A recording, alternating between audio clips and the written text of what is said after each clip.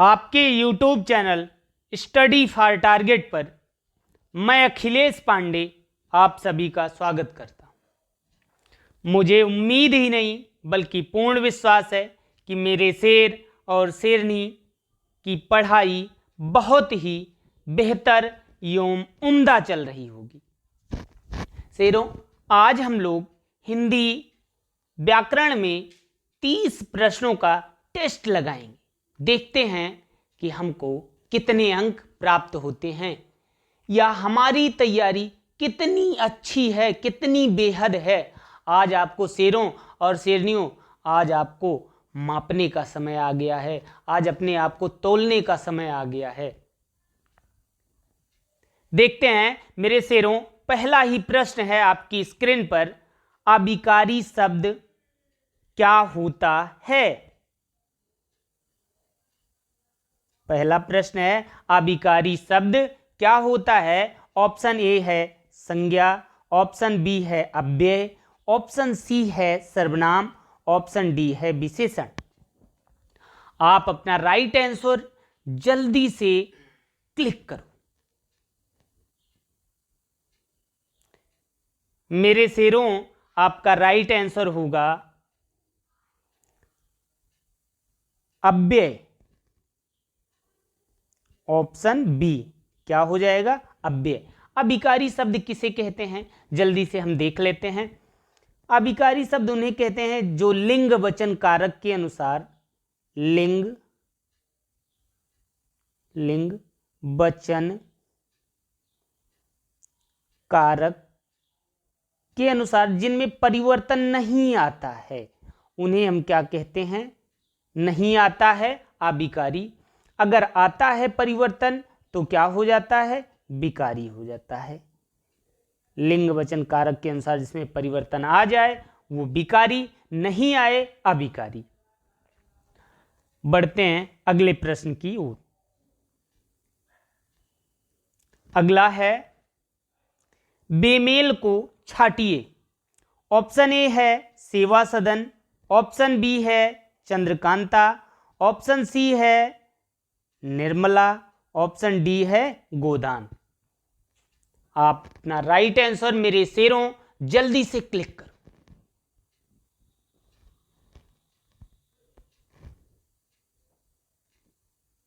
मेरे शेरों, आपका राइट आंसर हो जाएगा ऑप्शन सी चंद्रकांता, क्योंकि सेवा सदन, निर्मला, गोदान ये सभी प्रेमचंद की रचनाएं हैं। किनकी रचनाएं हैं? प्रेमचंद की। और ध्यान ये रखना है, चंद होता है, कभी भी प्रेमचंद्र नहीं होता है। यह भी प्रश्न आपकी परीक्षा में पूछा गया है। क्या होता है? प्रेमचंद होता है, चंद्र नहीं होता है। ये गलत है, ये वाला ऊपर वाला आपका सही है। यहाँ पे बेमेल में यानी तीनों प्रेमचंद की रचनाएं हैं। चंद्रकांता क्या है आपका? देवकी नंदन खत्री का है। बढ़ते हैं अगले प्रश्न की ओर। पंच शब्द का अनेकार्थी शब्द नहीं है। पंच शब्द का अनेकार्थी शब्द नहीं है। अगला है, जब इस प्रकार से आपसे प्रश्न पूछता है कि नहीं है, तब हमको प्रश्नों को बहुत ही गंभीरता से लेना चाहिए, क्योंकि प्रश्न तभी गलत होते हैं जब पूछता है एग्जामिनर नहीं है। और जब भी नहीं पूछता है तो आपका परीक्षक प्रश्नों को जटिल करता है। ऑप्शन देखते हैं। ऑप्शन ए है 5, ऑप्शन बी है ग्राम सरपंच, ऑप्शन सी है निर्णय करने वाला, ऑप्शन डी है 55। आप अपना राइट आंसर जल्दी से क्लिक करो।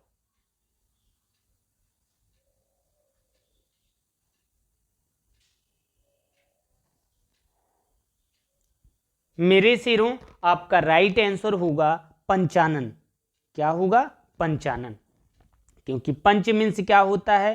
5 भी होता है, ग्राम सरपंच भी होता है, निर्णय करने वाला भी होता है।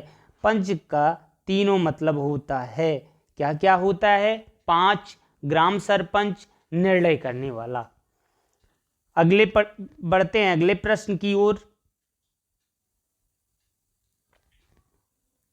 अगला प्रश्न है हमारा, रिक्त स्थानों की पूर्ति कीजिए। रिक्त स्थानों की पूर्ति कीजिए।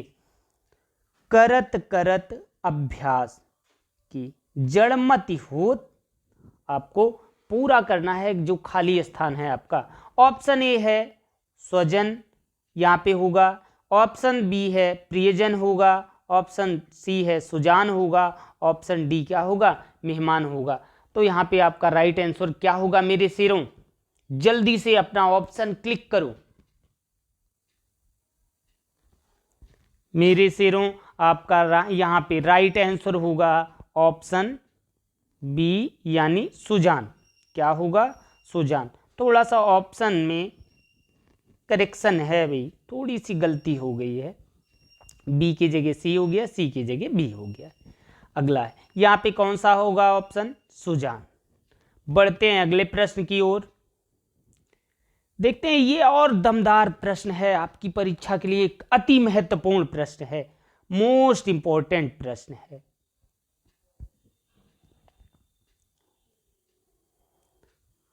खर शब्द निम्नलिखित में से एक का अर्थ नहीं है। खर शब्द का निम्नलिखित में से एक अर्थ नहीं है। आपसे अभी फिर बताया जा रहा है, जब भी नहीं पूछता है आपका परीक्षक तो यूं समझना परीक्षा की जटिलता को वो बढ़ा रहा है। और ये प्रश्न कई बार परीक्षाओं में पूछा गया है। ऑप्शन ए है खर मीन्स गधा दिया गया है। ऑप्शन बी है तिनका दिया गया। ऑप्शन सी है बाण दिया गया है। ऑप्शन डी क्या दिया गया, एक राक्षस दिया गया है। यहाँ पे क्या होगा, राक्षस होगा। तो आप अपना राइट आंसर मेरे शेरों जल्दी से क्लिक करो। मेरे शेरों आपका राइट आंसर होगा बाण। यहाँ पे खर मीन्स बाण नहीं होता है और बाकी सभी तीनों चीजें होती हैं। खर मीन्स क्या होता है, गधा होता है। खर मीन्स तिनका होता है और एक राक्षस होता है। राक्षस के विषय में आपने पढ़ा होगा खरदूषण। खरदूषण, खरदूषण को क्या कहा जाता था, खर भी कहा जाता था। अगले प्रश्न की ओर बढ़ते हैं। अगला प्रश्न है आपका छठा प्रश्न है और यह भी अति महत्वपूर्ण प्रश्न है। अतः शब्द का समानार्थी पहचानिए। ऑप्शन ए है अन्यथा। ऑप्शन बी है अतएव। ऑप्शन सी है परिणामत। ऑप्शन डी है अस्तु। यहां पे आप अपना राइट आंसर क्लिक करो मेरे शेरों और शेरनियों।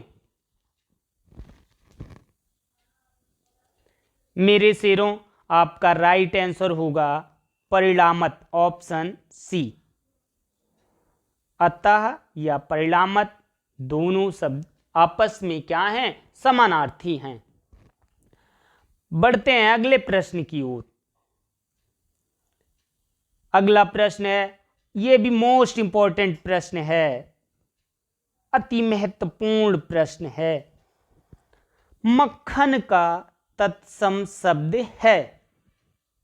ऑप्शन ए है माखन। ऑप्शन बी है माछड़। ऑप्शन सी है मसच। ऑप्शन डी है मृक्षण।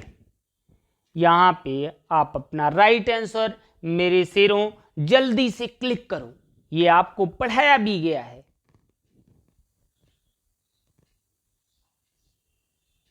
मेरे शेरों आपका राइट आंसर होगा ऑप्शन डी, मृक्षण मीन्स क्या होता है आपका, मक्खन होता है।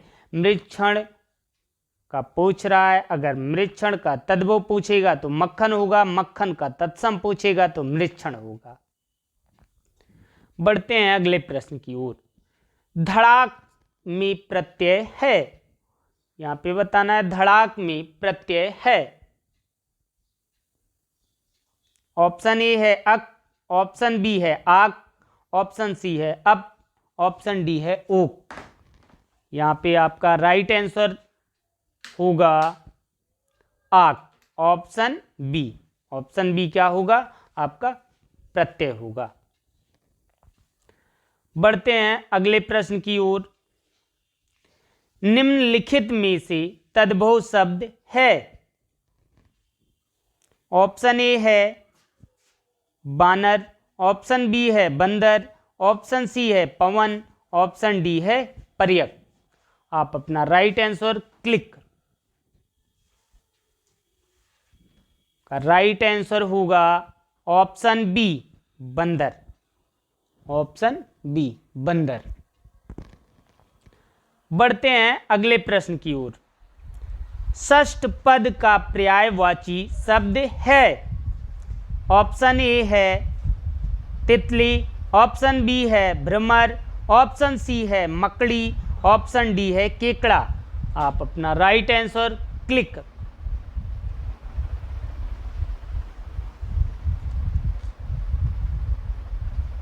यहाँ पे मेरे शेरों और शेरनियों आपका राइट आंसर होगा भ्रमर, ऑप्शन बी भ्रमर क्या है, षष्ठ पद का पर्यायवाची शब्द है।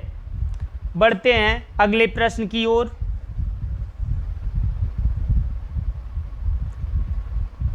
निम्नलिखित में से कौन सा शब्द गणेश का पर्यायवाची नहीं है। ऑप्शन ए है विनायक, ऑप्शन बी है एकदंत, ऑप्शन सी है धनद, ऑप्शन डी है लंबोदर। आप अपना राइट आंसर जल्दी से क्लिक करो मेरे शेरों और शेरनियों। मेरे शेरों और शेरनियों आपका राइट आंसर होगा ऑप्शन सी धनद। धनद कुबेर का पर्यायवाची है और तीनों गणेश के पर्यायवाची हैं। ये तीनों किसके पर्यायवाची हैं, गणेश के। बढ़ते हैं जल्दी से अगले प्रश्न की ओर।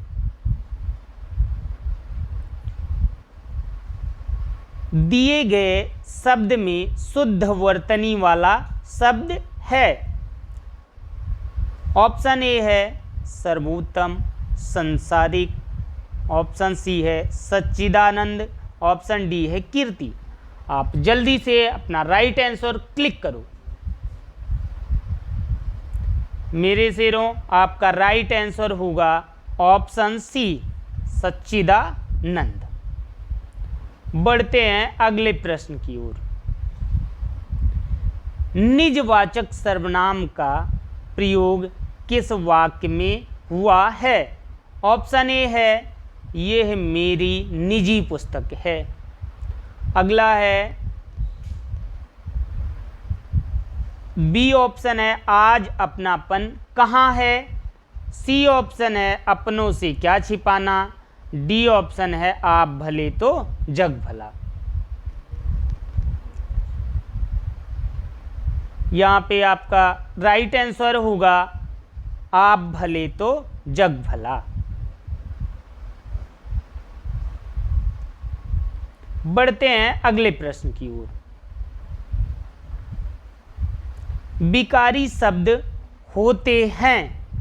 ऑप्शन ए है संज्ञा, ऑप्शन बी सर्वनाम विशेषण क्रिया, ऑप्शन बी है संज्ञा सर्वनाम, ऑप्शन सी है विशेषण क्रिया विशेषण, ऑप्शन डी है क्रिया विशेषण। आप अपना राइट आंसर क्लिक करें।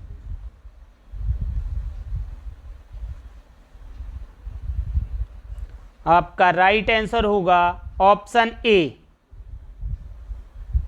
विकारी शब्द संज्ञा सर्वनाम विशेषण क्रिया होता है, और अविकारी शब्द क्या होता है, क्रिया विशेषण, संबंध बोधक, समुच्चय बोधक, विस्मयादि बोधक, ये अविकारी शब्द होते हैं आपके। बढ़ते हैं अगले प्रश्न की ओर। संबंध कारक चिन्ह है। ऑप्शन ए में पर, ऑप्शन बी के लिए, ऑप्शन सी रा रे री, ऑप्शन डी से। आप अपना राइट आंसर जल्दी से क्लिक। मेरे विद्यार्थियों का राइट आंसर है ऑप्शन सी। क्या है, ऑप्शन सी संबंध कारक चिन्ह का है।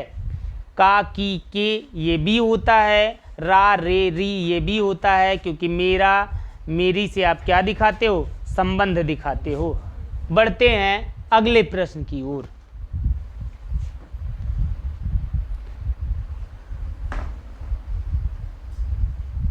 पच्चीस वर्ष पूरे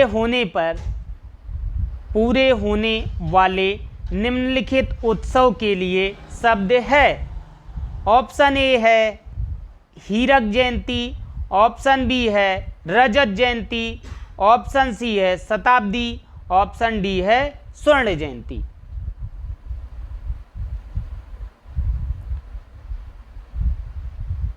मेरे शेरों और शेरनियों, आपका राइट आंसर होगा ऑप्शन बी।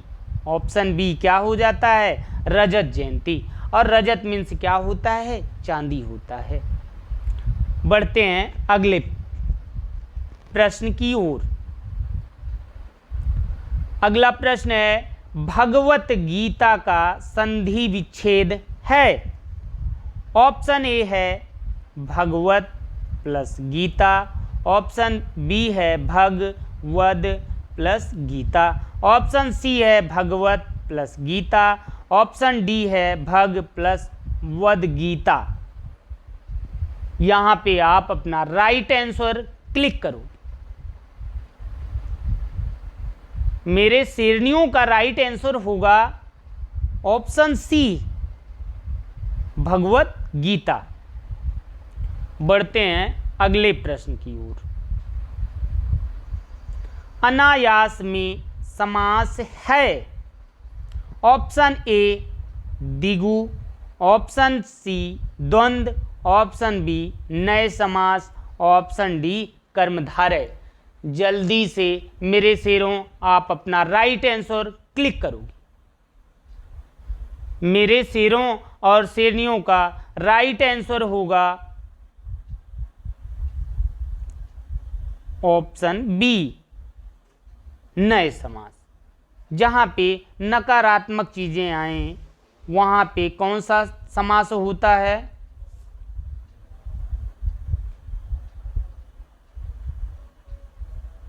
नए समास। बढ़ते हैं अगले प्रश्न की ओर। अगला प्रश्न अति महत्वपूर्ण प्रश्न है। यह आपकी परीक्षा में पूछा ही जाता है। छंद के आदि प्रणेता हैं। ऑप्शन ए है गौतम ऋषि, ऑप्शन बी है पाणिन, ऑप्शन सी है पिंगल, ऑप्शन डी है कात्यायन। आप अपना राइट आंसर जल्दी से मेरे शेरों क्लिक करो। मेरे शेरों और शेरनियों का राइट आंसर है ऑप्शन सी। ऑप्शन सी कौन है? पिंगल ऋषि हैं। बढ़ते हैं अगले प्रश्न की ओर। अगला प्रश्न है, बहिर्मुखी शब्द में कौन सा उपसर्ग है? ऑप्शन ए है बहि, ऑप्शन बी है वाहिर, ऑप्शन सी है वहिर, ऑप्शन डी है बहिस। यहां पे मेरे शेरों और शेरनियों का राइट आंसर होगा ऑप्शन बी बहिर। बढ़ते हैं अगले प्रश्न की तरफ। निम्नलिखित में से किसी एक का लिंग परिवर्तन हिंदी भाषा में प्रचलित नहीं है। ऑप्शन ए है चाचा, ऑप्शन बी है बहन, ऑप्शन सी है कोयल, ऑप्शन डी है भैंसा। यहाँ पे आप अपना राइट आंसर क्लिक करो। मेरे शेरों आपका राइट आंसर होगा ऑप्शन सी कोयल। कोयल के सामने या तो नर लगा के, जिसका नहीं प्रचलित रहता है उसके सामने नर या मादा जोड़ के स्त्रीलिंग और पुल्लिंग बनाया जाता है। जैसे नर कोयल मादा कोयल। और उल्लू में होता है जैसे नर उल्लू मादा उल्लू, ऐसे होते हैं। बढ़ते हैं अगले प्रश्न की ओर। अगला प्रश्न है अति महत्वपूर्ण प्रश्न है। निम्नलिखित में से कौन सा शब्द उदार का विलोम है? ऑप्शन ए है कठोर, ऑप्शन बी है निर्भय, ऑप्शन सी है अपव्यय, ऑप्शन डी है अनुदार। आप अपना राइट आंसर मेरे शेरों और शेरनियों जल्दी से क्लिक करो। मेरे शेरों, आपका राइट आंसर होगा अनुदार। क्या होगा? अनुदार। उदार का विलोम क्या है? अनुदार है। बढ़ते हैं अगले प्रश्न की ओर। अगला प्रश्न है, अनुनासिक का संबंध होता है। ऑप्शन ए है केवल नाक से, केवल मुंह से, नाक और मुंह दोनों से, डी इनमें से कोई नहीं। आप अपना राइट आंसर जल्दी से क्लिक करो मेरे शेरों। अनुनासिक का संबंध ऑप्शन सी है।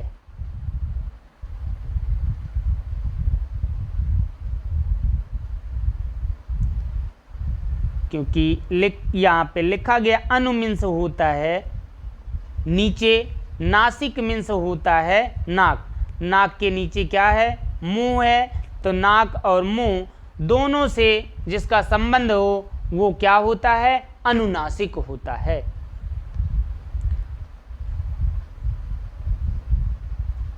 बढ़ते हैं अगले प्रश्न की ओर। पिसुन का पर्यायवाची शब्द है। ऑप्शन ए है पिचास, ऑप्शन बी है चुंगलखोर, ऑप्शन सी है पीसना, ऑप्शन डी है बेईमान। यहां पे आप अपना राइट आंसर क्लिक करोगे।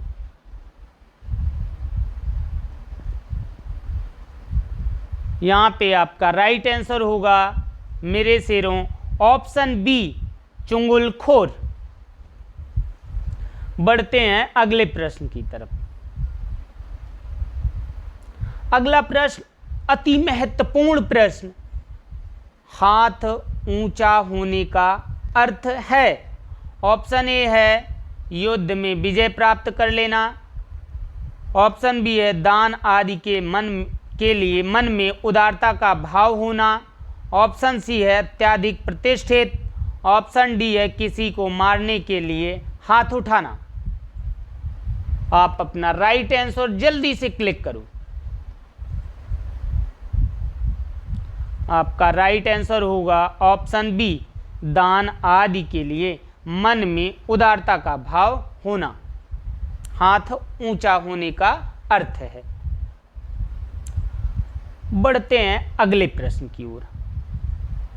अनुशासनात्मक कार्यवाही के लिए कार्यवाही की प्रक्रिया के फलस्वरूप पद से नीचे उतरना क्या कहलाता है?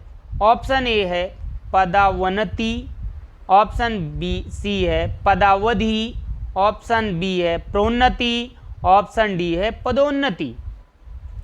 आप अपना राइट आंसर जल्दी से क्लिक करो मेरे शेरों। मेरे शेरों और शेरनियों का राइट आंसर होगा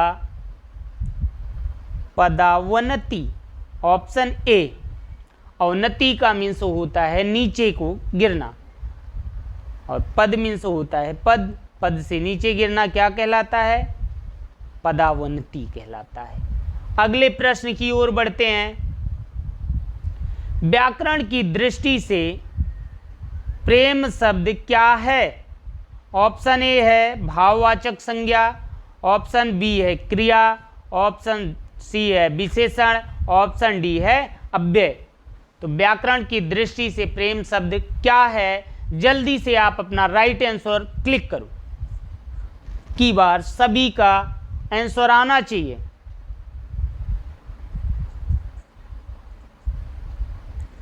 प्रेम कौन सी संज्ञा है? भाववाचक संज्ञा है। भाववाचक संज्ञा की यह परिभाषा होती है जिसको मापा और तोला ना जा सके, जिसको देखा ना जा सके, वो सभी क्या होता है? आपका भाववाचक संज्ञाएं होती हैं। और अगर कह रहा है जिनको मापा और तोला जा सकता है तो वो कौन सी संज्ञाएं हैं? पदार्थवाचक संज्ञाएं हैं। बढ़ते हैं अगले प्रश्न की ओर। अगला प्रश्न अति महत्वपूर्ण प्रश्न, मुझे किस प्रकार का सर्वनाम है?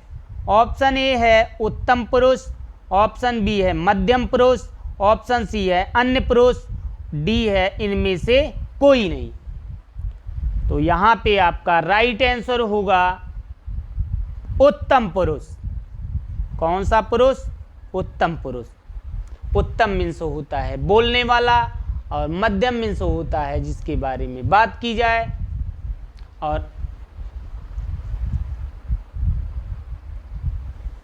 अगले प्रश्न की ओर बढ़ते हैं। बधूर्मी का संधि विच्छेद है।